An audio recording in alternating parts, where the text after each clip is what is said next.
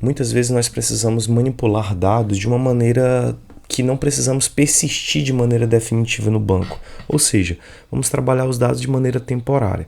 Quando a gente quer persistir em um banco de dados relacional, nós usamos uma tabela.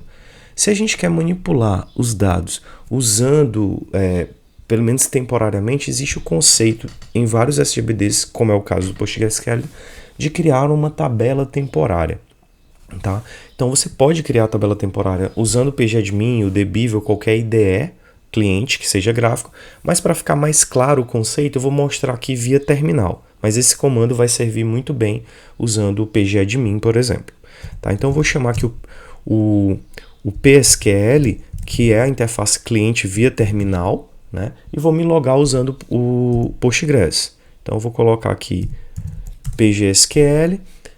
Eu coloquei minha senha, me loguei no banco, tá? E eu vou criar um novo banco de dados aqui. Então, create database novo banco. E aí ele me deu um aviso que eu criei um banco de dados. E aí eu vou me conectar nesse banco de dados que eu acabei de criar, que é o novo banco. Pronto, agora a gente está conectado nesse novo banco de dados. Eu vou criar uma tabela temporária. Por exemplo, vou criar uma tabela chamada professor. Então, create, aí eu posso colocar assim, ó, ou temp ou temporário, né? Então, qualquer uma das duas formas. Table, o nome da tabela, professor.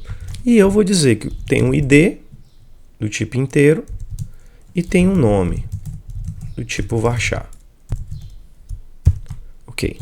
Pronto, então aqui eu tenho o script SQL normalmente que você está acostumado a fazer usando o pgadmin, tá? Só apagar aqui, que eu botei um parênteses a mais. Pronto, criou a tabela.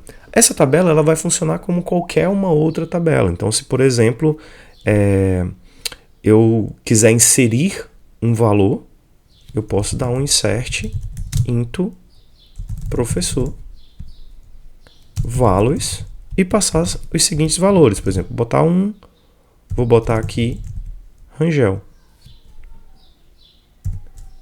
Tá? Pronto, só é o ID e o nome, então vou inserir. Pronto, inseri e vou fazer uma consulta.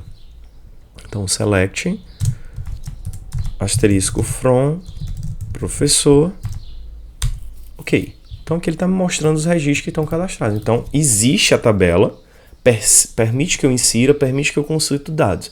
Mas quando eu me desconectar, me deslogar desse banco, fechar uma conexão com esse banco, essa tabela deixa de existir automaticamente todos os dados que tem dentro dela. Então, se eu, por exemplo, me logar aqui de novo no banco de dados padrão, que é o Postgres, por exemplo, então agora ó, eu mudei para esse cara, estou conectado no Postgres.